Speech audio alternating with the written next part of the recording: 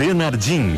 Olá, boa tarde, 1h05. O Sala de Redação desta segunda-feira, que teve no final de semana a vitória do Inter e empate do Grêmio, e que tem amanhã uma questão muito importante, que é a escolha do novo presidente do Internacional.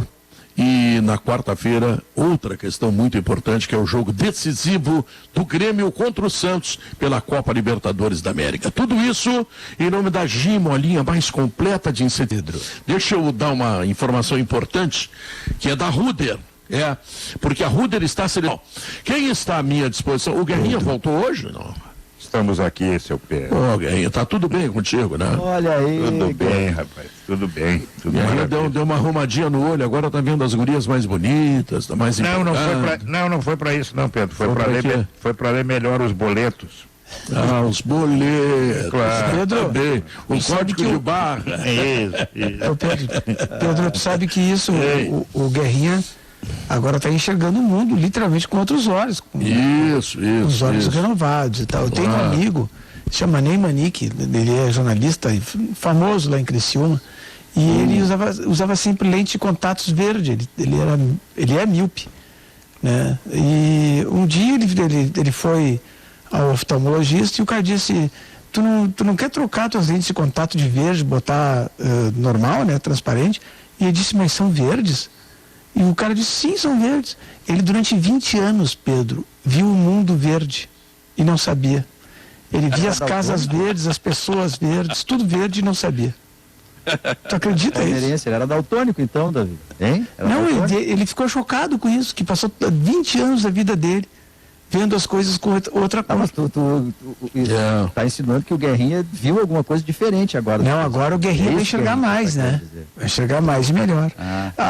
Mas eu queria dizer uma coisa, Pedro, que tu fez esse introito aí, né? Esse prolegômeno sobre o que aconteceu no final de semana, e eu acho que o grande fato do final de semana, que vai ser lembrado por anos e anos, foi o segundo gol do Inter contra o Botafogo, o que aconteceu ali. E aquilo que aconteceu é um símbolo do que é o Botafogo hoje, né? O jogador, depois de uma falta, dando um passe lateral para um outro, eu não sei se ele estava dando para o goleiro dar um chutão, ou para aquele zagueiro que vinha saindo, falando com alguém lá na frente, e o Yuri Alberto se aproveita, pega a bola e faz o gol. É um troço espetacular. Aquele lateral do Botafogo é o maior armador do Internacional em 2020. Pô, que passe ele deu. Passe livre, sabe que é tão interessante aquele lance, viu? Que tinha uma falta sobre o Moisés, tá? E, bom, deu a falta, o Botafogo vai cobrar a falta na frente da área. E eu fui ler texto comercial, que é uma das funções que tem o narrador. Eu não vi o que aconteceu. E o juiz? O juiz estava voltando. Não, eu fui ler o texto comercial. Sim. Não, tu abaixou a cabeça para ler o texto, é isso? Isso. E o juiz voltou, ele corre um pouco de costa, um pouco de frente, ele também não viu o lance. Não viu. Tá? E aí, bom, ele tem o VAR. E aí o Zé Alberto disse assim: olha, vai ser confirmado o gol. Eu digo: que gol é esse que eu não narrei? Pedro, eu ouvi a narração, né? A narração foi com delay, né? Não, tem bastante delay. E tu reconstituísse ele, né? Sim, assim, olha ali, o cara ali fez o passe e o Yuri Alberto, gol! Não, e o curioso da cena é que o Yuri Alberto, ele dá uma corridinha, pega a bola, e na hora que ele pega a bola, ele olha pro lado, assim, tipo consultando. Ele não acredita, né? Ele não acredita que isso está acontecendo. Será que eu estou fazendo uma coisa certa ou uma coisa errada, né? Aquele negócio, se levar um amarelo por causa disso, alguma coisa assim. E na entrevista depois do jogo, ele falou assim: olha, eu peguei a bola ali e o Galhardo, né? Tipo, finaliza, que depois a gente vê no VAR, né? Ou seja, os jogadores já usam mesmo esse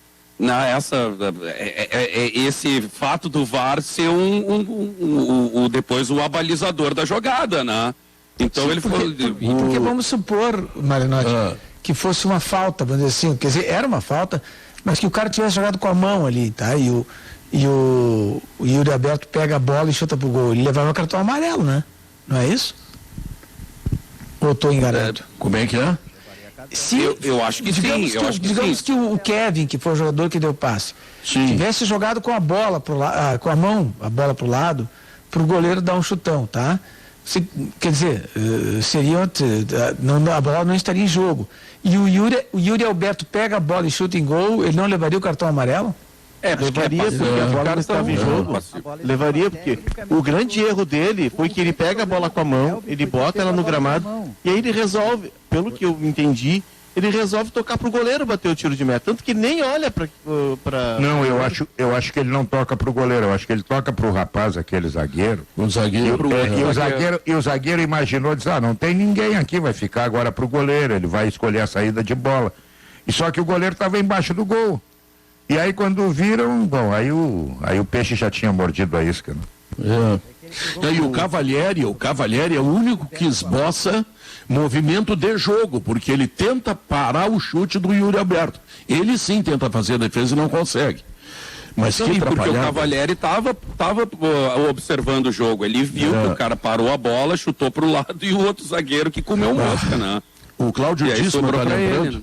O Cláudio Dísimo, vocês lembram do Cláudio Dísimo, aquele alemão simpático? Aquela simpatia. Que não brigava com ninguém, que não arrumava rolo nunca, tudo bem, né? Grande alemão do Cláudio Dísimo. Ele lembra um jogo do Grêmio contra o Caxias, que o lateral direito do Caxias, que eu não me lembro o nome agora, na cobrança de tiros de gol, pega a bola com a mão dentro da pequena área. Aí deu pênalti? Eu lembro disso aí. Deu pênalti. Eu não me lembro o nome do lateral direito, ele até botou, mas eu não me lembro mais. Mas é alguma coisa parecida com isso, né? E era o Grêmio, acho que o centroavante estava por ali, era o Alcino, se não me engano. O Zé Alberto Andrade vai lembrar. Tá me lembrando. Segato, tá me lembrando o doutor Mauro Vaz. Segato, acho que ele mesmo. Foi alguma coisa semelhante com aquilo. Agora, Guerrinha, o desempenho do Inter nada tem a ver com o desempenho da Bomboneira, né? Não, uma atuação bem fraca do Internacional. O Internacional contra o Botafogo, e o Botafogo é candidatíssimo a cair, conseguiu a façanha dentro do Beira-Rio de ter muito menos posse de bola, muito menos chance de gol. O Inter jogou uma partida muito fraca, eu achei. Agora, precisava ganhar, né, Pedro? Você que tem que ganhar, porque se tu não ganhar do Botafogo, o que já não tá bom, vai ficar péssimo. E a exaltar que o Inter conseguiu, depois de 11 meses, virar um jogo. Virou um jogo. Segundo jogo do ano que ele vira. Claro que com a ajuda do rapaz do Botafogo, mas uma atuação muito fraca do Internacional. Eu não sei o que aconteceu, porque no meio da semana contra o Boca tinha feito um jogo muito assim gostoso de ver, sabe? Dá para lamentar até o resultado. Agora e isso que tu tava vendo com um olho só, né, Guerrinha? Pois é, cara. Isso que tu tava vendo com um olho só, né, o jogo. É verdade. E Guerrinho, o Abel deu uma simplificada dizendo que o problema não foi a falta do Praxedes. Mas não é só isso, tu não perde tanto assim porque o Praxedes não jogou, né? Eu acho o seguinte, Pedro, que tem muito, né, o caráter decisivo, entendeu? Tu entra com uma motivação contra o Boca, querendo mostrar que dá. Eu vou provar que está todo mundo errado a meu respeito. O que eu vou fazer? Eu vou jogar no limite, eu vou, sei lá, da última gota de sangue da minha vida, de suor, e acaba fazendo uma partida maravilhosa como fez. Merecia ter ganho o jogo sem pênaltis naquela partida.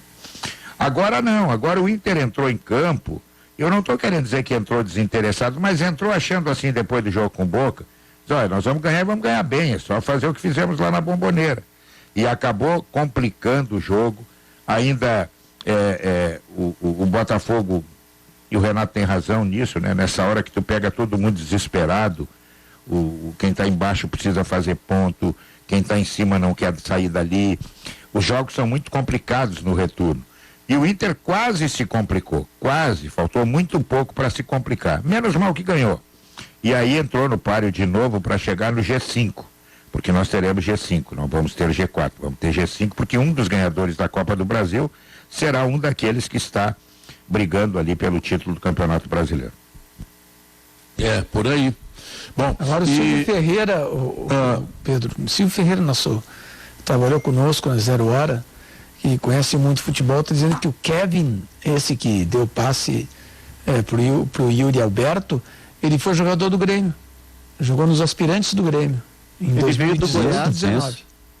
Ele veio do Goiás, Davi, pro Grêmio, era uma aposta de lateral direito. Como não teve oportunidades, ele foi pro Botafogo neste ano. Agora o Abel falou no... Não pertence ao Grêmio. Bom. Não, que o Abel falou no Praxedes, né? Que é uma novidade, né? Porque ele foi super bem na Bombonera. Como o Inter demorou para firmar o Praxedes, né? Ele estava pedindo passagem, enfim. Mas agora o Praxedes está aí, está lá na seleção sub-20, jogou ontem, inclusive, esse fim de semana. Mas o Galhardo, escalado como uma espécie de dublê de D'Alessandro, atrás do jogador mais adiantado, Yuri Alberto, não funciona. Ele se acostumou a jogar, embora seja meia de origem, ele se acostumou a jogar lá na frente, com o time chegando e ele flutuando, enfim, para ser o último homem. Aqui atrás, como armador, não funcionou no primeiro tempo.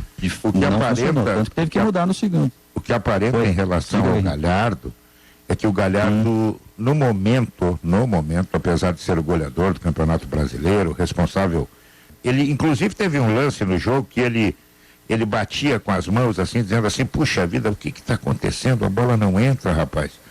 Então, eu acho que ele está sem confiança. Mas eu também fico pensando assim, como é que o Galhardo pode ser melhor aproveitado?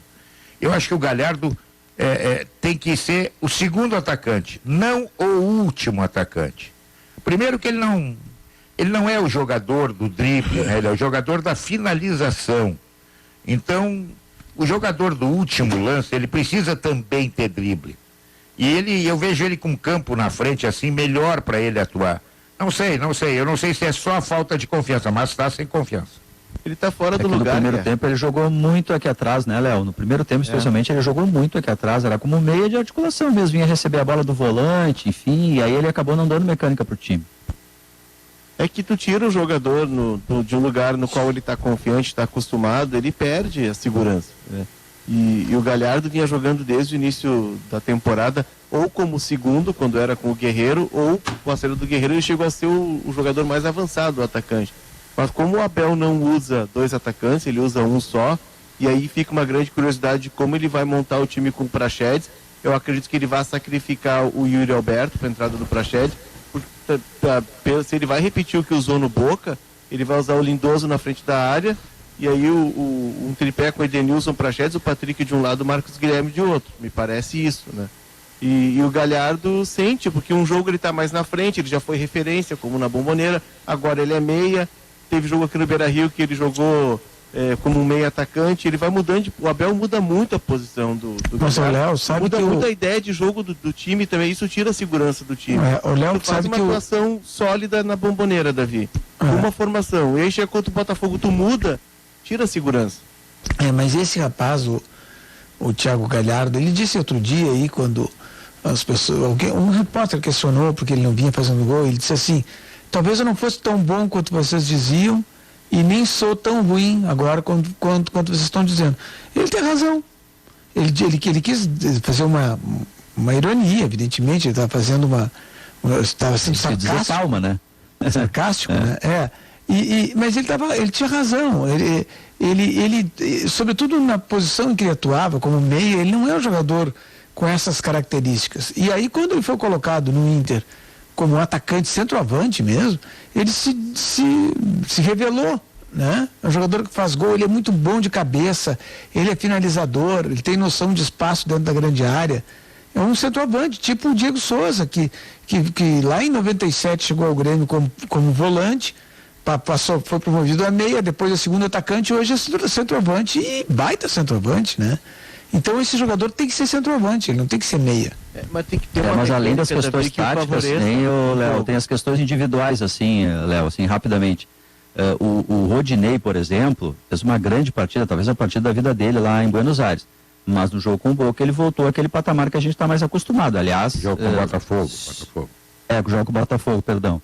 Quer dizer, se o árbitro vê o que aconteceu no toque com a mão, talvez até ele fosse expulso, né? Enfim, ele voltou a não praticar um bom futebol. Então, por que não o Heitor, em vez do Rodinei? Por que o Peglo não ganha uma alternativa, mesmo nesse desenho tático que o Léo referiu aí, né? Sem o Marcos Guilherme com o Peglo, né? Algumas escolhas eu acho que podem ser diferentes. Outra coisa, Diogo, que eu acho estranho mesmo, se isso for acontecer, é sacar o Yuri Alberto do time, né? o jogador que vem fazendo gols a cada partida mesmo, com frequência, pô, tá cada vez mais solto em campo, né? Aí tu vai sacar o cara que tá fazendo os gols do time. Eu acho isso um tanto quanto estranho mesmo, né? Mas o estranho, não tô na casa mata, né? O estranho de tudo, Malenotti, eu vou te dizer o que é. O Marcos Guilherme, ele era titularíssimo. Ele era titularíssimo com o Cudê. Veio o Abel, ele tá mais titular ainda. Daí é que nem aquela série lá, Além da Imaginação. Eu queria esse empresário dele para vender meus shows, cara. Isso é que eu queria. A contribuição dele é muito pequena, entendeu? E ele pode ser, no máximo, um jogador de velocidade. Ele não é um jogador de meio campo.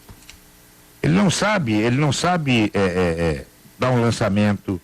Ele não tem habilidade para sair tocando a bola. Ele é um corredor no meio-campo que se ajusta para fechar os espaços quando o adversário tem a bola. Então é muito pouco. Eu acho também que essa titularidade precisa ser revista. Ele não tem culpa de ser escalado, alguém escala ele, né? Mas ele contribui muito pouco pro desenvolvimento ofensivo do Internacional. Tecnicamente ele contribui pouco. Ele é muito disciplinado, né? É verdade, corre, é um batalhador, eu acho que é por isso que ele acaba se escalando. Mas tecnicamente ele é falho. Vou deixar claro, vocês dizem que ele contribui um pouco, eu acho legal, porque eu vejo um pouco menos que um pouco, mas enfim, fala, Leonardo. Não, eu vou deixar claro que eu não concordo com a titularidade dele, mas eu procuro entender, né, as razões que levam o Abel, porque com o Cudê ele era o reserva do Edenilson, né? Quando o Edenilson machucava ele entrava. Mas o Abel gosta de ter um jogador de velocidade, pelo menos em um dos lados tem um jogador de velocidade. O Abel gosta muito de usar a linha de 3 ali, ou linha de 4, e os caras da ponta tem que ter velocidade. Mas no caso não é a Olimpíada, não chegou a Olimpíada de Tóquio ainda, isso é só para correr na Olimpíada de Tóquio. Aqui ele tem característica da ideia de jogo, né, Guerra? E assim, aí o Marcos Guilherme hoje no grupo do Inter é o único jogador com essa característica. Não defendo a titularidade dele, concordo com vocês que ele não rende para titular. Ele tem ser primeira alternativa. Ele tem outras duas opções. Caio Vidal agora. Tem o Caio Vidal e o Peglo. Ele tem outras duas opções. O Peglo tem velocidade também. Claro que não tem. Tanto assim, correndo, mas ele é veloz. O gol contra o Atlético Mineiro mostrou isso. Ele saiu correndo na frente dos caras, os caras atrás dele não pegaram ele. Então ele tem opções. É que o treinador que é assim, ó. Eu preciso de alguém para acompanhar o lateral do adversário, para fechar espaço. Ele pensa isso, eu entendo ele, porque tá duro arrumar emprego, né? Perde o emprego, vai fazer o quê? Alguns não precisam do emprego, mas a maioria precisa. E aí o cara primeiro acaba se protegendo. É como os jogos que eu até comentei no paredão de sábado com o Cláudio Tencati, os times fazem 1-0, tu já sabe que eles vão sofrer, porque eles vão todos para trás. Ah, mas não somos nós que mandamos. Eu até entendo, é aquele negócio, vamos manter a vantagem. Mas, vem cá, não dá para fazer 2, 3, 4-0? Não dá? Dá. Meu time é muito melhor do que o outro. Não, mas eu primeiro vou sofrer. Eu vi um jogo no sábado à noite, acho que foi Chapecoense e CSA. A Chapecoense fez 2-0, foi toda para trás. 2-2, aí acabou achando o terceiro gol. Vem cá, mas dá para fazer 3, 4, para que tu vai voltar para trás? É assim. Então os treinadores querem muito esse jogador que recompõe. Não, primeira coisa no futebol chama-se qualidade. Tu tendo a qualidade, tu vai fazer o adversário se defender, ao contrário de tu teres que te defender. Mas cada cabeça é uma sentença. Eu até nem vejo, Guerrinha, assim, um problema grave, nem foi isso que o Guerrinha disse, né? O Guerrinha está dizendo que o atacante, em última instância, né, Guerrinha? O atacante, antes de se recompor, ele tem que ser atacante também, né? Porque o atacante tem que fazer gol. O que eu acho na questão da velocidade ali que o Léo referiu, é que o Peglo, embora talvez ele não seja tão, ou melhor, ele não seja mais veloz do que o Marcos Guilherme, ele é igualmente veloz. Se ele partir na frente, ele consegue chegar antes do zagueiro. Né? Então, aí tem que entrar a parte técnica. Os dois, o Peglo é um jogador disciplinado taticamente, né? Para ajudar, recompor, enfim. Mas tu tem que em algum momento olhar essa parte aí que o Guerrinha falou, entende? Claro que tu tem que olhar sempre a parte tática. Olha o PP aí, cara. O PP acompanha a lateral até lá atrás. E tá na área para fazer gol. Mas tu tem que olhar a parte técnica também, né? Não adianta ter só recomposição e tu não agredir nunca o adversário lá na frente, não fazer um gol de vez em quando, até assistência ele teve agora no jogo com a Bomboneira, né? Para não ser injusto com o Marcos Guilherme. Mas se a gente pegar o conjunto da obra, quantos gols, quantas assistências, o que ele fez como atacante mesmo pelo lado? Pouco? Não, mas tu tem que pegar o conjunto todo. Se botar a ti, Diogo Oliveira, que já passou de 50 anos, faz bastante tempo, e te dá um preparo físico aí de 30 dias, se tu jogares 30, 40, 50 partidas, um dia tu vai fazer um cruzamento que vai dar certo, um gol tu vai fazer, isso não tem dúvida. E sempre me remete ao Mano Menezes, que naquela época que o Grêmio estava na segunda divisão, que ele pegou o Grêmio, ele ficou muito bravo porque eu critiquei ele, porque ele botava o Lipatinho. Não, ele botava o Anderson no banco, tu falava. E o Anderson no banco. E ele disse, não, mas o Lipatinho fez 2 gols importantes, tal. Ele me dando porrada, né? Eu, não, também, ele fez 2 importantes, verdade, tudo isso.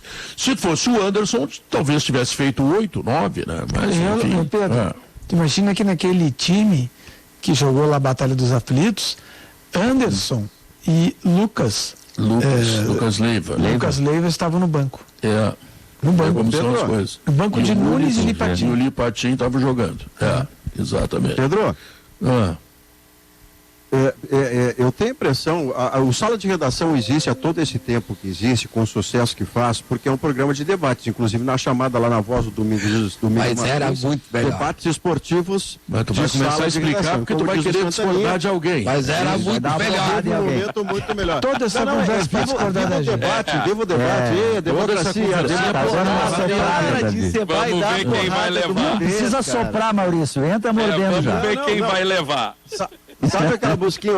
Ontem até a Cláudia Tages botou isso em relação à vacina na coluna maravilhosa dela no jornal, que ela dizia, a vacina vem aí, lá, pois é, democracia, lá, sempre, tá? Mas o atraso do Internacional é um atraso que quase irreversível na temporada, porque o Inter se dá o direito de discutir coisas inúteis. O Inter se atrasa discutindo se Heitor ou Rodinei, se Dourado ou Lindoso, se o Marcos Guilherme é titular. E aí a cereja azeda do bolo é discutir se Yuri Alberto é titular do Internacional. E essa discussão, quando o Inter faz, a gente aqui no debate, nós temos que discutir todos os assuntos. Mas o Internacional discutir isso, o cara tem 4 gols, é o único atacante recente do Inter que faz gol, chama-se Yuri Alberto. O Lindoso, talvez metade dos passos que dê é para trás. Não é porque ele não gosta de jogar para frente, é o jeito dele, ele está sem confiança, enfim, ele não está dando o que o Dourado, mesmo fora do 100%, o Dourado pode dar. O Marcos Guilherme joga no corredor de meio atacante, ele não faz gol há 25 jogos. Como é que alguém que é meio atacante pode garantir titularidade se ele não faz gol há 25 jogos? Tu falou 4 da linha aí, Maurício. Recentes, pelo amor Olha de só, Jesus Cristo. Te interrompi porque concordo contigo. Sim, tu vê de 10 da linha, tu citaste 4 aí. Não tem como não interferir na parte coletiva. Mas é claro. Mas olha só aí... quanto o Inter dá de assunto para nós, então, Maurício. Pois então, mas imagina, Rafael, aí nós chegamos ao ponto que foi a abertura aqui, quando vocês brincaram que eu estava fazendo um nariz de tira para dar uma pancada. Não é porque o Internacional se atrasa em escolhas que são simples. Que se você não se atrasar, você repete um time, que é tudo que o Abel Braga precisa para chegar num consenso, para chegar numa ideia e desenvolvê-la. Se você se atrasar nisso, você fica fazendo testes com jogadores que já lhe deram uma resposta nota 6 e que continuarão lhe dando uma resposta nota 6. Agora o Praxedes virou o suprassumo da organização no meio campo. Que bom que isso está acontecendo em tempo, ainda em 2020. Porque na velocidade anterior, o Praxedes talvez tivesse que chegar a 33 anos para virar titular no Inter. Então, algumas coisas que o Internacional faz discutindo coisas inúteis atrasam o Inter e agora o levam apenas a disputar uma vaga direta de Libertadores. Que não é inútil, Maurício, que ele vai além dos nomes. Tem um problema que vai além dos nomes, que para mim é anterior aos nomes. Qual é a ideia de jogo do Inter? Qual é o esquema de jogo do Inter? Tu não sabe. O Inter virou uma salada. Mas tu erra nos nomes, tu provoca a salada, cara. Não, mas Pedro, para botar o Yuri Alberto, tem que mudar o esquema, porque ou sai o Yuri Alberto ou sai o Thiago Galhardo. E a gente discute em cima do que o técnico pensa de futebol. O técnico usa um atacante só. Ou o Yuri vai jogar do lado, vai jogar fora da posição. Não, bota ou o Galhardo vai jogar fora da posição, 11 como jogou no melhora. sábado. Léo, faz o seguinte, é bem simples a coisa do meio para frente. Rodrigo Dourado, Edenilson, Peglo e Patrick. Patrick. Galhardo e Yuri Alberto. Acabou. Não precisa mais nada. Esse aqui é o time. É simples. É os melhores, é os que melhores se adaptaram. Esse é o time. Esse o time. A tua tese. Mas é que daqui a pouco tem que encontrar lugar para o Marcos Guilherme. Aí tu acaba sacrificando ou o Galhardo ou o Yuri Alberto. Não, até o Atlético, o Yuri Alberto fez o lado esquerdo. É indiscutível, não foi só centroavante. Ele soube fazer o lado esquerdo. Os melhores têm de jogar. Yuri Alberto, ele joga em vários lugares, ele tem que jogar. Não, exatamente, que ele é goleador, claro que tem que o cara que está fazendo o gol, tu vai tirar ele. Ele não é o cara que fica só lá na frente. A tese, Guerra, ela é indiscutível, porque tu tem que jogar os melhores, e aí tu tem inteira razão. Mas a partir do momento que a gente parte agora, vamos aplicar isso com as ideias, vamos encaixar nas ideias do técnico. O Abel, desde a passagem anterior dele no Inter, que ele tinha aquela linha de 3 meias, era Jorge Henrique, Alex e D'Alessandro, depois entrou o Alan Patrick, depois entrou o Sacha, porque os dois se machucaram. O Abel gosta de jogar com esse modelo. E a gente tenta interpretar o que o técnico pensa. O Marcos Guilherme hoje, por que ele usa? Porque é o único cara de velocidade. E na ideia de jogo dele, eu não acho que o Marcos Guilherme tenha de ser titular. Mas ele é o único técnico, de velocidade. Ele é o único. Ele é, Diogo, o único jogador de velocidade do grupo. O Peglo não tem tanta velocidade quanto o Marcos Guilherme, de fato não tem. Mais de meio, né, Diogo? Até ele vai fazer adaptação. Eu concordo contigo que tem que jogar os melhores, eu não concordo com o Marcos Guilherme. Não, eu nem falei entender a ideia do que o técnico está fazendo. Eu só acho que o Peglo tem velocidade. Ele não tem tanto como o Marcos Guilherme, porque o Marcos Guilherme, acho que se tu botar ali 100 metros rasos, ele chega perto de recorde, ele é muito veloz. Mas o Peglo tem velocidade, não é um cara lento. Vai para Tóquio na Olimpíada. Pode ser uma alternativa nessa função, entendeu? Falasse em velocidade, eu me lembrei do Grupo IASA, que tem aqueles automóveis maravilhosos, né? E que está apresentando agora o novo Nissan Versa. Olha, um carro, que carro espetacular. O novo Nissan da Versa. E chegou a partir de 74.500. Claro que é só na IASA Nissan, né? O suco de uva integral da Aurora, além de delicioso, é muito saudável. Ele não tem adição de água nem açúcar, nenhum tipo de corante, você se refresca a qualquer hora e ainda aproveita todos os benefícios da fruta para a sua saúde. Até a última gota. Beba saúde. Beba suco de uva integral da Aurora. Quer aumentar suas vendas? Pix Banrisul. Sua empresa tem isenção de tarifa até 17 de fevereiro em pagamentos via Fix. E ainda, se você está procurando um ar-condicionado, conheça o Split Inverter da Springer Midea, que você encontra na Frigelar, porque quem entende de ar-condicionado escolhe a Springer Midea e frigelar.com.br. Eu chamo o intervalo comercial, nós voltamos em seguida. Você quer segurança e tranquilidade? Todos estamos de volta, lembrando que chegou o Gimo Álcool 70 Aerosol, a proteção do álcool aliada à praticidade da Aerosol. Gimo, qualidade comprovada. E quando as maçãs deliciosas... Agora vamos falar do Grêmio. Duda Garbi, o Grêmio só empatou, mas o Grêmio está com o olho da igreja e uma bengalada no padre, não é isso? É um resultado que tu deixa os mais 2 pontos, né? Se atrasa um pouco mais no Campeonato Brasileiro. Sigo achando que para título as coisas estão difíceis, embora tu esteja ali no bolo, né? Acho que vai cavalar também, isso faz com que realmente fique difícil ser campeão brasileiro, mesmo tendo alguns jogos diretos, assim. Acho que o Grêmio realmente, esses 2 pontos eram bem importantes pelo adversário que era, né? O cara lanterna, time muito mais fraco que o teu. É que esses são os irrecuperáveis, né, Duda? Quando você troca ponto com o Flamengo, é do jogo. Até porque o Grêmio empatou com o Flamengo no Rio. Agora, quando você deixa 2 pontos para o Goiás, o São Paulo, por exemplo, já ganhou do Goiás na casa do Goiás. E os outros candidatos também fazem pontos em cima do Goiás com vitória na casa do Goiás. Se você deixa 2, são daqueles que você não recupera nem no confronto direto. É difícil tu recuperar esse. Tu vai ter que fazer, sei lá, ganhar de um adversário direto na casa do cara, entendeu? Atlético Mineiro e Flamengo ganharam, né? É que o campeonato não é disputando quem venceu o Goiás fora de casa. O campeonato é um conjunto de pontos, né? E aí quando tu perde esse, né? Tu deixa 2 pontos lá, tu tem que recuperar esses 2 de alguma outra forma. Como é que é? Cara, sei lá, ganhando do Galo fora, ganhando do Palmeiras fora, ganhando o Grenal fora. Algum outro que possa estar disputando contigo fora e, obviamente, confirmando em casa. Por exemplo, o Grêmio perdeu pro Sport em casa. E o Sport está lá na rabeira, esses pontos são irrecuperáveis também. É muito difícil. Mas o Grêmio foi lá, por exemplo, e ganhou do Fluminense no Maracanã. O Grêmio empata muito, né? São 11 empates. Já empatou muito, né? Ele ganhou 10, empatou 11. É muito. Mas sabe, muito empate. Duda, que a disposição dos jogadores do Goiás foi algo que me surpreendeu até.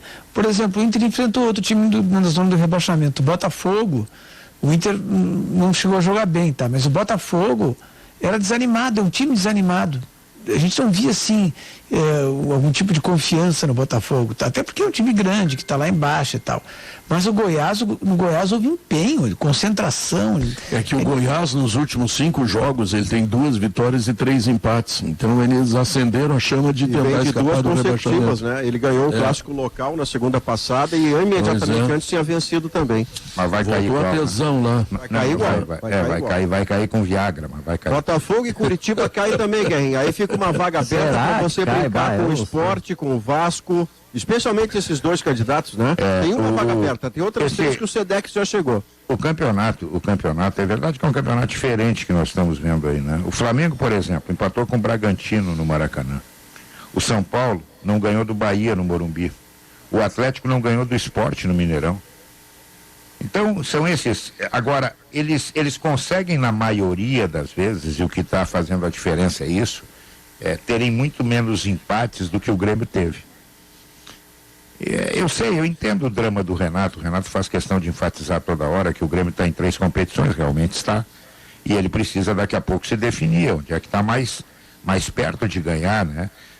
Não é o brasileiro. Eu tenho batido insistentemente, mesmo nessa fase que o Grêmio vinha tendo de sequência de vitórias, eu dizia aqui todo dia, eu não acredito em título do Grêmio no Campeonato Brasileiro, que ele tem que ultrapassar 6. Agora menos, né? Não, ele está em 6º, ainda tem que ultrapassar 5. E os outros estão ganhando. Esse é o problema. O São Paulo não ganhou, tudo bem, mas o Flamengo ganhou, o Palmeiras ganhou, o Atlético ganhou. Então, tem que ser um campeonato até o final perfeito para o Grêmio e imperfeito para os outros. E isso, aparentemente, é impossível de acontecer. Por isso que eu chego nesse ponto de dizer que o Grêmio no Campeonato Brasileiro não vai ser campeão.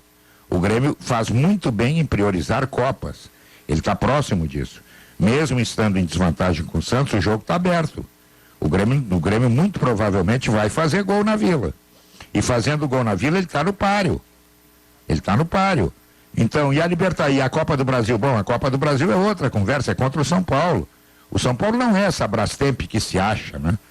Ontem escapou de perder até demais pro Corinthians. Mesmo que no segundo tempo o Cássio tenha sido a figura do jogo. Mas no primeiro tempo o Corinthians errou chances de ampliar o placar. Então está muito aberto. Eu acho que o time mais regular do momento é o Palmeiras. Eu acho que esse é o mais regular. Até porque ele está sendo muito pouco exigido na Libertadores. Ele pegou um time lá, o tal de Delfim, que não exigiu nada. Então, praticamente, ele jogou 15, 20 minutos e tirou o pé, se popou. O Grêmio é o contrário. O Grêmio vai ter que fazer força na quarta-feira. O que significa isso? Que no final de semana contra o Sport, muito provavelmente, tendo uma decisão contra o São Paulo na semana que vem, vai poupar de novo. E poupando corre riscos. Sobre o Palmeiras, eu recebi uma informação ontem, Pedro. O Palmeiras decide amanhã a vida dele contra o Libertad, primeiro jogo 1-1 no Paraguai. O 0-0 é do Palmeiras amanhã. Deve ganhar, né? Quer dizer, teoricamente, né? Recebi uma informação que o Maicon tem problema na panturrilha e não deve jogar. Darlan? Não tem problema. Matheus Darlan. Não tem problema. Mas ele estava sendo preocupado, ele viajou para jogar, né? O Maicon era para jogar, assim. A ideia aqui, né? É uma informação para jogar. Ver se vai confirmar, né? Mas é de uma misteriaço, né? Eu estou desconfiado que quem não joga é o Jean-Pierre. Eu também estou desconfiado. Por que eu estou desconfiado? Não, mas daí eu vou te um problemaço. Deixa eu te dizer por que eu estou desconfiado. Por que o Pinares não jogou a partida em Goiânia? Porque o Jean-Pierre, muito provavelmente, não vai jogar no meio da semana. Ou o Pinares dúvida, fica... né? Não mas sabe ainda. Mas tu bota o Pinares para jogar contra o Goiás. Contra o Goiás joga o Pinares. Não sabe? O raciocínio do Guerra está perfeito. Você o raciocínio é lógico, mas o Pinares. O Grêmio podia correr o risco de perder o Pinares sábado. Então não joga por quê? Porque não há garantia alguma de que o jogo esteja quarta-feira. Assim como o Santos, Guerrinha. O Santos ontem botou o seu time Z Desculpa, Diogo. O Santos ontem botou o time Z, por quê? Porque o Santos não tem direito de perder mais ninguém. Ele já vai jogar contra o Grêmio sem o Soteldo, que ainda está pegando o rebote do coronavírus, e sem o Pituca, que é o seu gerente geral de meio campo, que foi expulso aqui na quarta passada. Imagina se ele perde algum titular contra o Flamengo. Aí ele pegou, botou o time Z, tomou um quatrilho, podia ter sido muito mais, mas é que tudo da vida do Santos é quarta-feira, né? Pois é, mas esse jogador, Maurício, ele usou o Lucas Braga, ainda vi, ele usou o Lucas Braga, usou o Sandri, usou o Alisson, os três vão estar em campo, né? E botou no segundo tempo o lateral esquerdo, o Felipe e Jonathan. O que o Santos fez contra o Flamengo ontem, mesmo sendo time reserva, é o que ele vai fazer na Vila. Ele articulou o time, ele montou o time da mesma forma, com a mesma ideia usada aqui na Arena, tentando marcar os volantes do Flamengo. Informação importante, agora é definitivo, informação importante, é definitivo. Jean-Pierre vai jogar. Informação? Eu também achava que ele ia jogar. Não, agora não é achar, agora é definitivo, não, vai jogar. Porque se ele não jogasse, você está dizendo que vai jogar, ele vai jogar, mas se não jogasse, seria muito ruim para ele, né? Claro. Muito ruim, mais, né? Porque sabe o que é? É que é um jogador que teve... ele é muito jovem, né? E com uma sequência de lesões, a todo momento tendo lesões assim. Aquela dúvida, né, Davi? Sim, aí eu não estou dizendo isso, pelo amor de Deus, mas é que fica aquela coisa assim, as pessoas já começam, esse é bichado, sabe? É aquela história que se diz no futebol, você sabe, né? Esse está sempre 7 jogos de sequência. Pois é, não, então ele seria, claro que é ruim para ele, perde a sequência, mas seria muito pior para o Grêmio, porque já sem o Maicon, que faz muito papel de armação, não ter o Jean-Pierre vai criar a mesma dificuldade que o Grêmio teve na Arena, em que o Grêmio não conseguiu articular, não conseguiu jogar. E pelo que a ideia que o Santos apresentou ontem no Maracanã contra o Flamengo é muito parecida com a ideia da Arena, e eu acredito que por ter a vantagem do empate, o Cuca vai repetir. Vai se defender mais ainda. Vai se defender mais ainda. Não, mas vai marcar, Maurício. Vai marcar e vai sair na velocidade do Marinho, pelo lado do Lucas Braga, o Caio Jorge, que é um menino, que é um centroavante de altíssimo nível. O Santos vai jogar para marcar o Grêmio como fez na Arena, e conseguiu. O Santos foi o único time desses 18, que o Grêmio está invicto a 18 jogos, foi o único time que não deixou o Grêmio jogar. Que o Grêmio não mas aí pela via torta, Léo, pela via torta, e olha, todo o valor que o Maicon tem, ninguém vai discutir o valor do Maicon no Grêmio. Mas para este momento, para o tipo de jogo que o Santos conseguiu fazer aqui para anular o meio-campo do Grêmio, que tinha o Maicon e que não é um jogador de movimentação, se você tiver Darlan, Matheus Henrique e contando do princípio da volta do Jean-Pierre, não vai ser tão fácil para o Santos, porque estes jogadores, à exceção do Jean-Pierre, que é extra classe, mas os outros dois se movimentam muito mais. E aí para você marcar, cadê o Matheus Henrique? Ele está de primeiro ou já está chegando na outra área? Cadê o Darlan que faz os versos de meia? Para o Santos vai ficar muito pior pela via transversa, de não ter o Maicon. Verdade, porque a chave do Santos no jogo da Arena foi marcar os dois volantes. O Maicon e o Matheus Henrique foram marcados. Esse foi a chave do jogo do Santos. E, aliás, todo adversário que faz isso com o Grêmio, marca os volantes apoiadores. Se tu tem o Jean-Pierre, bom, aí tu tem o escape, né? A bola não está com os dois, está com ele, girando, enfim. Agora, quando não tem a figura do armador, são esses dois volantes apoiadores que armam o jogo. E o time que consegue fazer isso, marcá-los, consegue amarrar o Grêmio. O Maurício tem toda a razão. O Darlan e o Darlan e o Matheus Henrique, eles garantem uma movimentação que atrapalha essa marcação do meio-campo recheado do Santos. Pode até ser melhor. É mais jogo. É mais do que movimentação. Pegando o exemplo do jogo de ontem, que foi muito parecido ao que o Cuca fez. Ele tentou marcar o Gerson e o João Gomes, né, o outro volante do Flamengo. Só que o Gerson, o Sandri é muito bom marcador, tem 18 anos, o Cuca lançou, é um baita jogador esse menino. Só que o Gerson, o que ele faz? O Gerson ele não é um volante que fica na intermediária como ficam os volantes do Grêmio, que chegam até a entrada da área e ali eles param. O Gerson infiltra, e inclusive o primeiro gol é de uma infiltração do Gerson.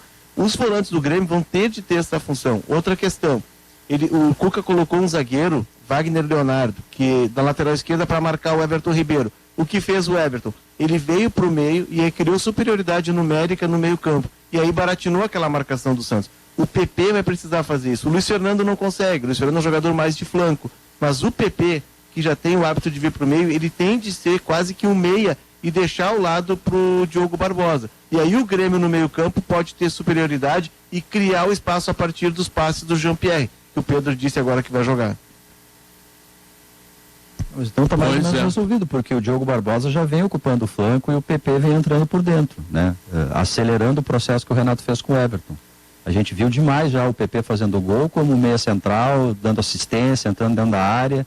Isso está sendo feito. A diferença é, de fato, o Jean-Pierre, porque é ele que dá o toque de primeira. É muito difícil tu ver alguém conseguindo, né, Pedro? Assim, fazer uma dividida com o Jean-Pierre, porque a bola chega nele, ela já está saindo. Não dá nem tempo de alguém chegar no Jean-Pierre. É difícil Por isso marcar, que faltou na arena. É difícil marcar. Bom, mas enfim, o Santos poupou ontem muitos jogadores, o Grêmio poupou também alguns, agora vamos ver como é que a coisa se encaminha nesse sentido, né? Eu tenho uma informação importante aqui da Facate, sabe o que é? Então, a informação última é a seguinte: o Maicon deve viajar, mas tem um problema na panturrilha, possivelmente não jogue, acho que não joga, tá? E o Jean-Pierre está confirmado, esta é uma informação oficial. Pedro, independentemente do Maicon, desculpa, Duda, só para pegar o gancho do Maicon. Se você tem o Jean-Pierre voltando de lesão muscular, é muito mais prudente na Vila Belmiro, para sustentar o Jean-Pierre, que talvez não seja tão intenso como vinha sendo, que você tenha Darlan com o Matheus Henrique.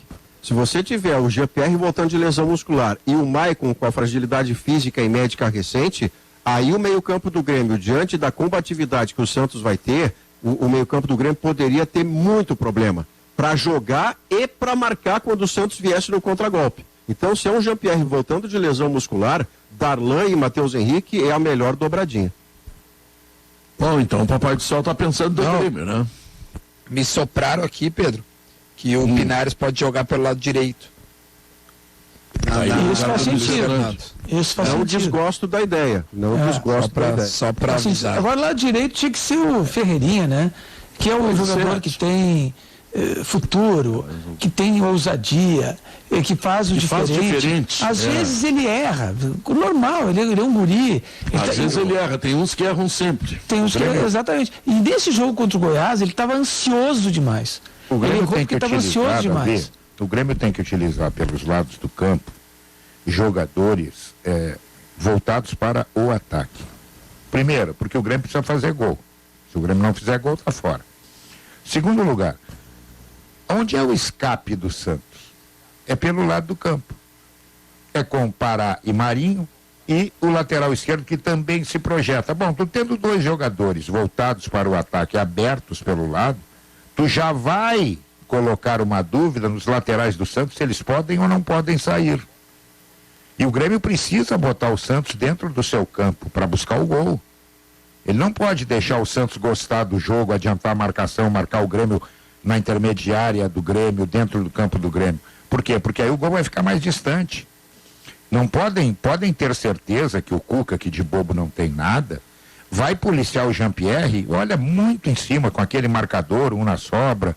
Então pode fazer marcação individual, Guerra, no Jean-Pierre. Exato. Então o Grêmio o que é que vai fazer? O Grêmio tem que ter atacantes pelo lado com intenção de chegarem ao gol do Santos.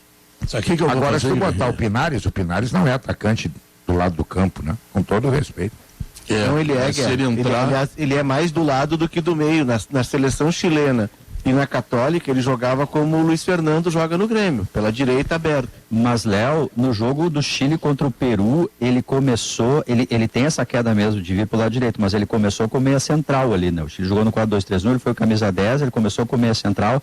Mas, de fato, assim, ele tem a tendência de sempre ir ali pro lado direito. Mas ele não é um cara de lado, assim, um ponteiro. O lado do campo tem que ter, o lado do campo, só uma frase, o lado do campo tem que ter, acima de tudo, velocidade. Intervalo comercial, nós voltamos depois e vamos falar um pouco também da importante eleição colorada nesta terça-feira. Nós voltamos depois dos comerciais e das notícias. Essa lavoura tá produzindo que é uma beleza, hein, chefe? De jeito que eu queria. Usei fida grã e calcário fida. E a colheita não teve surpresa. Com fida é fácil.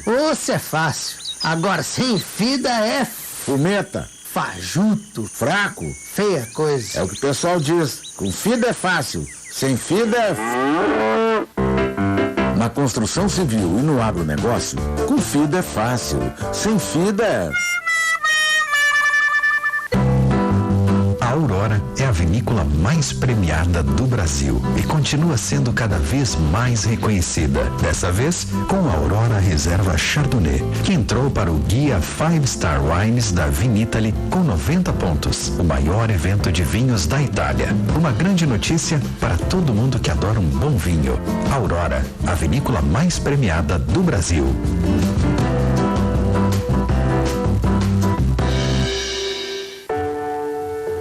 Qual é a sua lembrança preferida do Natal? O dia de montar a árvore era especial, né? Escrever a cartinha pro Papai Noel também. Lembra daquele friozinho na barriga que você sentia quando criança? Que tal agora ver o brilho nos olhos dos filhos? O que você gostava mais, as músicas ou as luzinhas pela cidade? É difícil medir a emoção, não? Talvez a magia seja todas essas lembranças juntas. O certo é que nesse Natal, mais do que nunca, precisamos celebrar a vida e a família. Pois é o amor e a esperança que fazem essa data inesquecível. Feliz Natal. Grupo Zafari.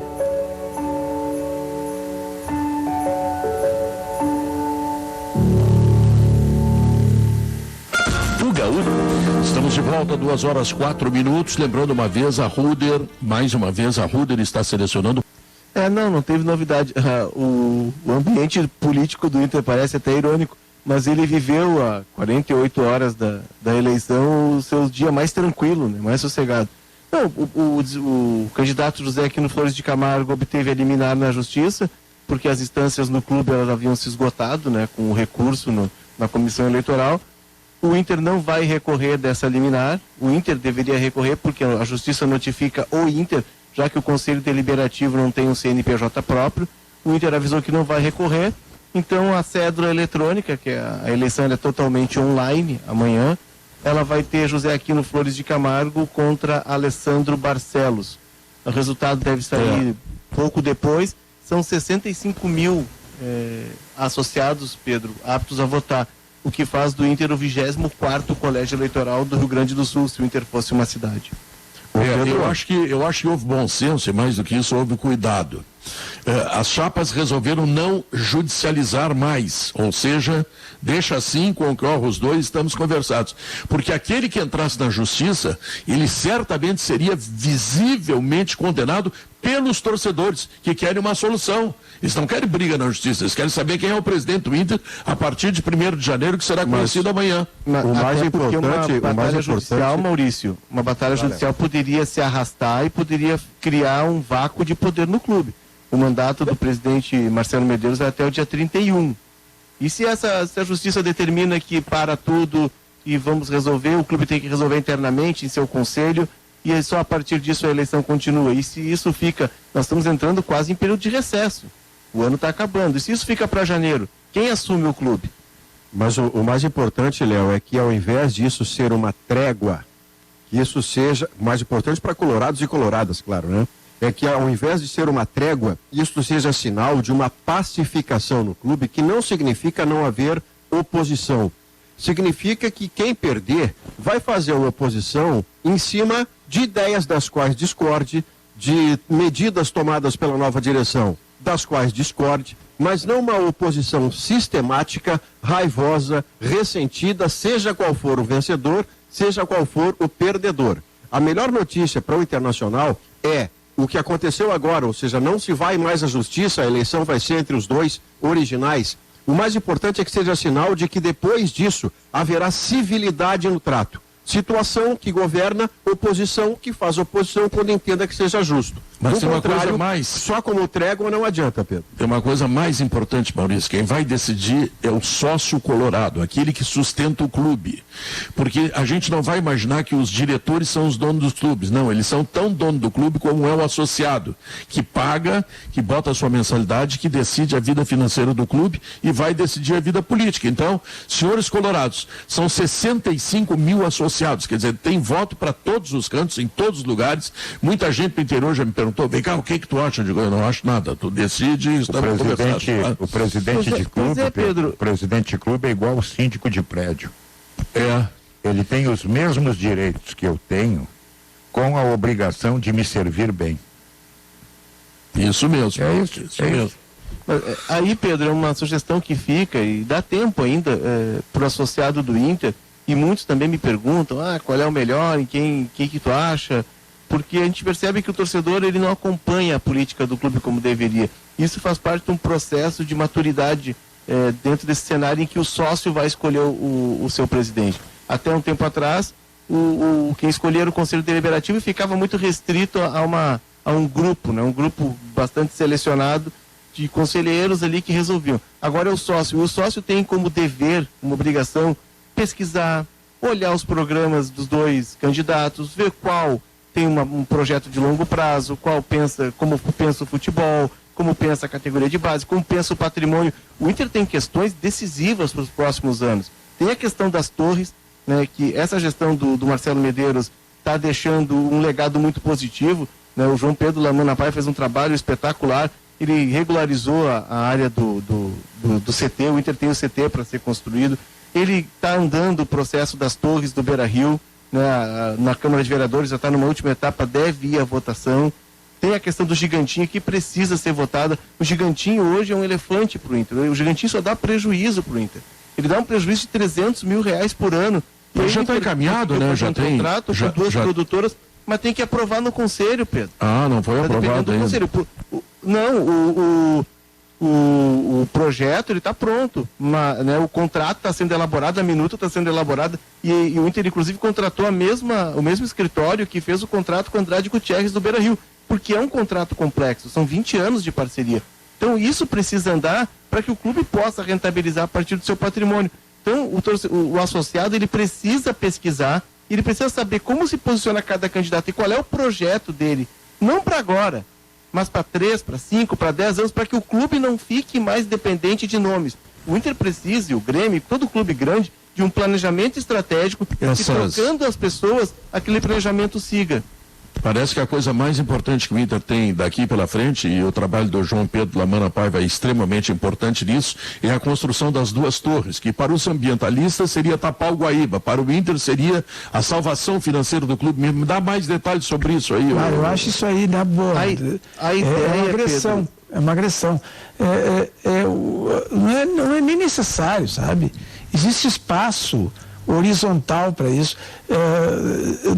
Qualquer cidade tem no seu planejamento urbano, tem áreas que tu tem arranha-céus, tem áreas que tu tem residências, tem áreas que tu tem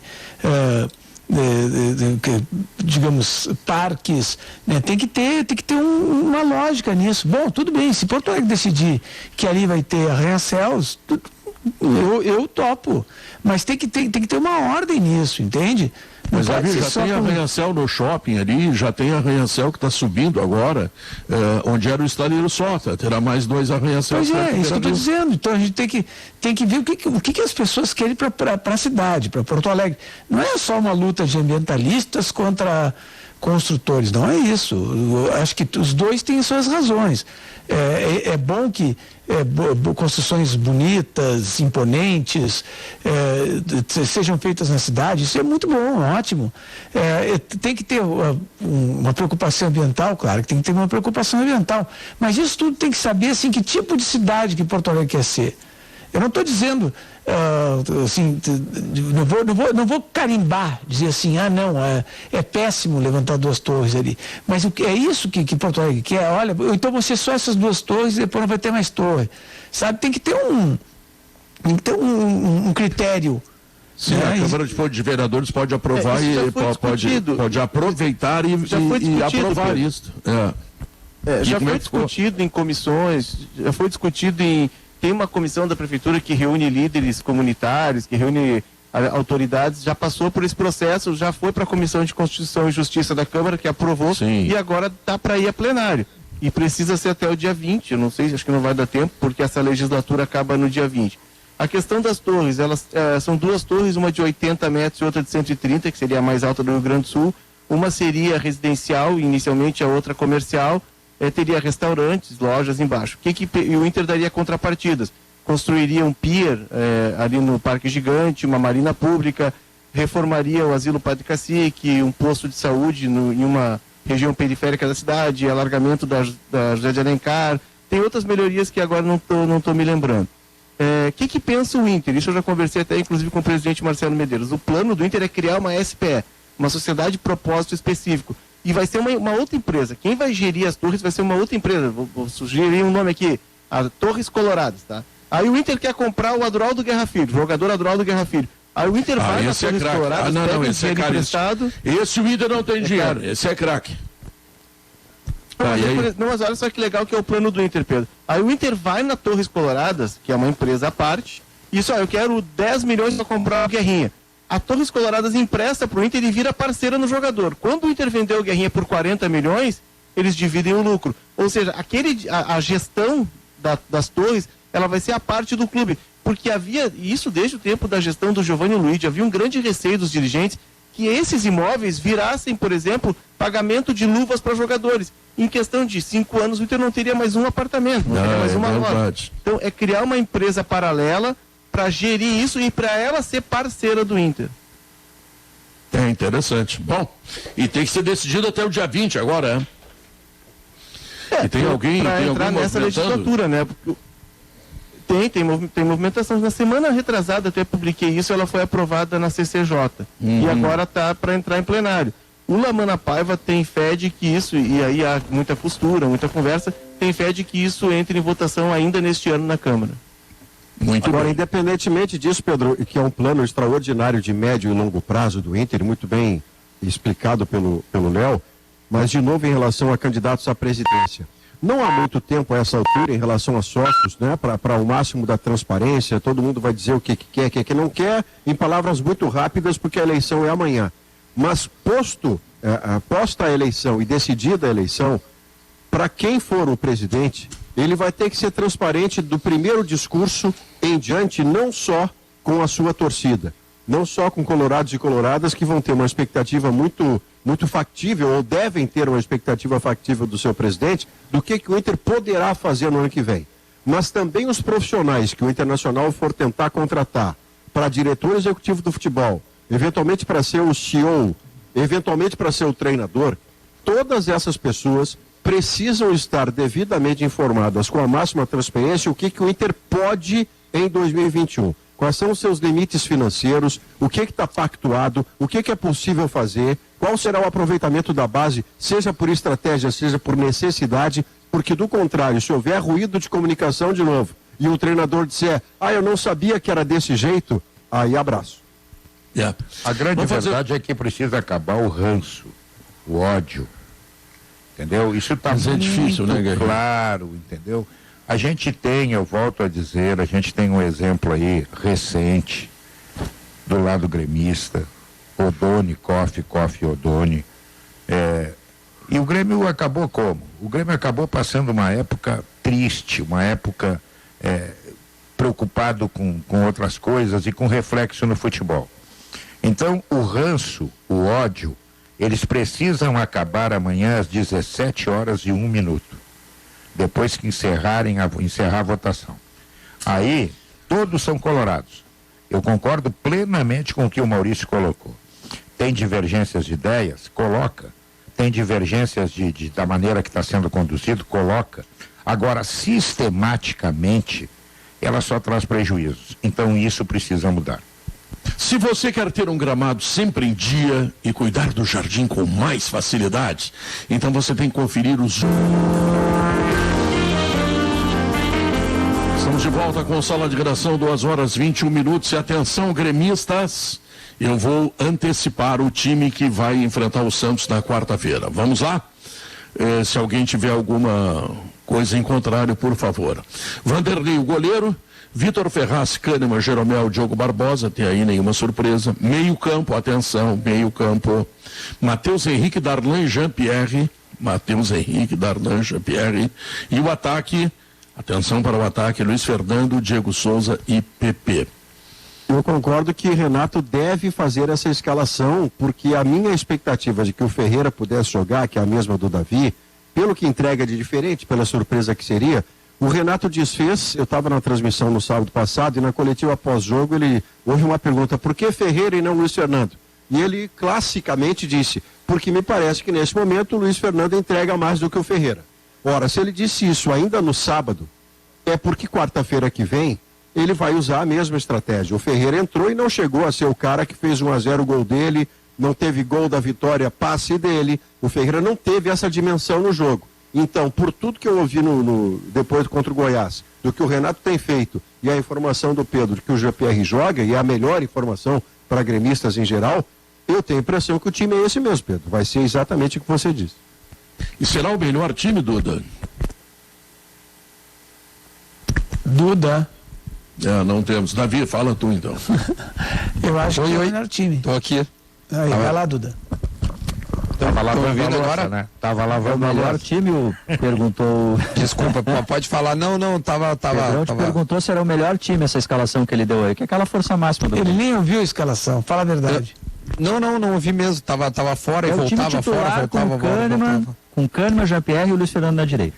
É isso aí. Com Darlan, Matheus. Eu não ouvi Pedro e vou colocar o time 1, ver se a gente fala a mesma coisa, tá? Vanderlei, Vitor Ferraz, Jeromel, Kahneman e Diogo Barbosa. Acho que o Michael, né, pela tua informação, não joga. Senão é Darlan, Matheus, Luiz Fernando, Jean e PP e Diego Souza na frente. Caso saia o Michael, bota o Darlan. É isso? Isso. Mas joga o Darlan. Se joga o Darlan, então é Darlan, Matheus, Luiz Fernando, Jean-Pierre, PP e Diego Souza. Esse é o melhor Grêmio hoje que dá para escalar. Esse é o time, exatamente. Teria o Ferreirinha, que a gente poderia discutir, né, titularidade ou não, mas é aquela coisa, acho que pode começar assim, viu que não tá dando, não demora tanto para trocar, troca logo, pra tentar furar a tal da linha e vambora, vamos tentar, porque o Grêmio, se o Grêmio fizer um gol, o Grêmio tá muito dentro ainda da partida, né? O Renato o Grêmio tem que fazer um gol, né? De segundo tempo. O Grêmio precisa fazer um gol, é isso aí mesmo. Se não fizer gol, o Grêmio fora. fazendo. O Grêmio tá invicto a 18 jogos, certo? Se eu não me engano, desses daí que me vem à cabeça, o Grêmio só empatou em 0-0 com o Corinthians. O resto, todos os jogos ele fez gol. Não, agora contra o Goiás, né? Esse 0-0 aí. Que não era, agora de 18, 2 jogos não fez gol. É uma boa média. Não, contra o Goiás não era o titular. O seu argumento vale porque contra o Corinthians foi time titular. O Grêmio jogou muito mal, chegou a ter 2 homens a mais e não conseguiu ganhar. Mas era o time titular. Foi a única exceção das ótimas atuações que o Grêmio fazia, contando Darlan, Matheus Henrique e Jean-Pierre. E tu pode olhar, vários jogos desses são fora de casa, né? Tem o Fluminense fora de casa, enfim. Guarani, o Grêmio ano passado perdeu para o Palmeiras jogando muito mal dentro da arena e foi lá no Pacaembu, jogo no Pacaembu nesse caso, né? E, prendeu o Palmeiras, ganhou por 2-1, levou um gol de saída, recuperou tudo. Foi um jogo espetacular. Ou seja, pro Grêmio não tem. E outra coisa, não tem público, né? É um campo de futebol, pronto, silêncio no campo de futebol. Dá para ouvir tudo. Não é problema jogar na Vila Belmiro. Belmiro. Forças 11 contra 11. A pandemia trouxe isso.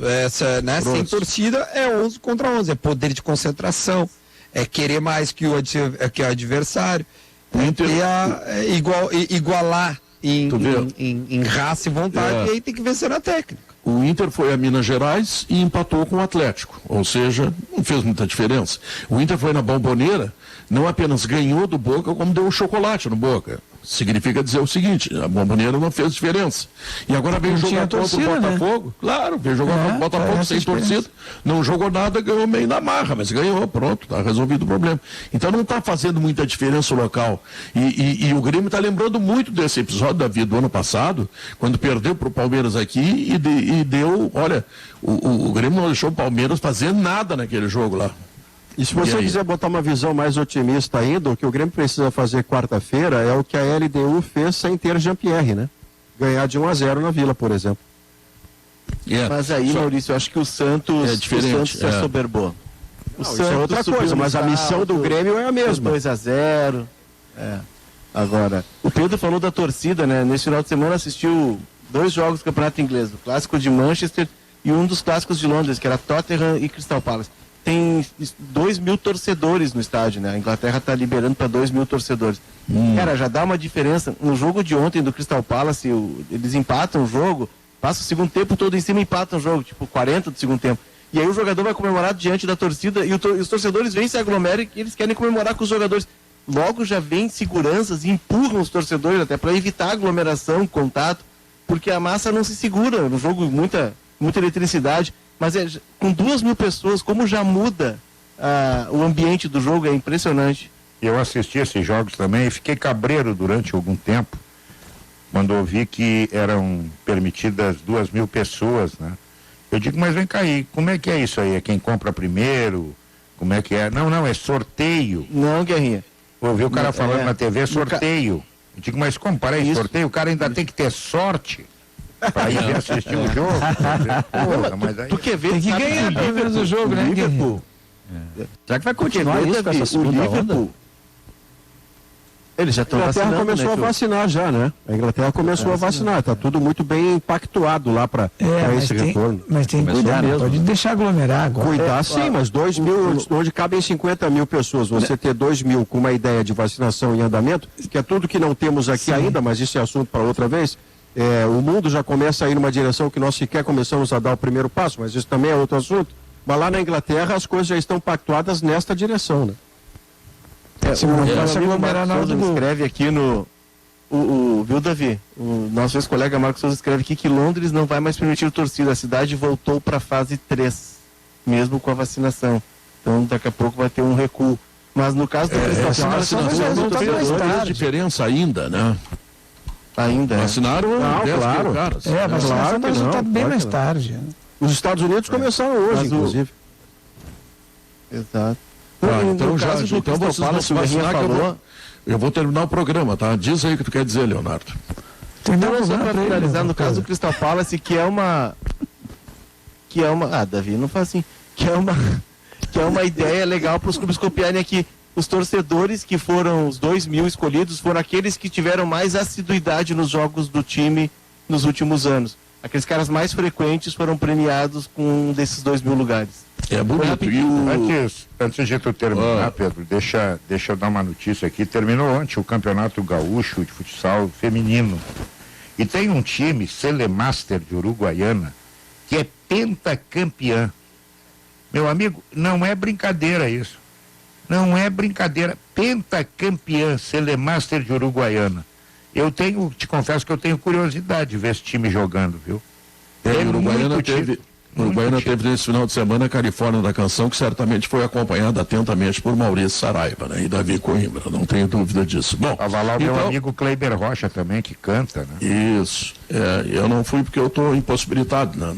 Não posso. Tu é o concurso, tu não pode participar de concurso, rapaz. Não dá. Deixar de bobagem. Tá certo. Alemão, o que tu tem para nós, Alemão? Pedro Gaúcha Mais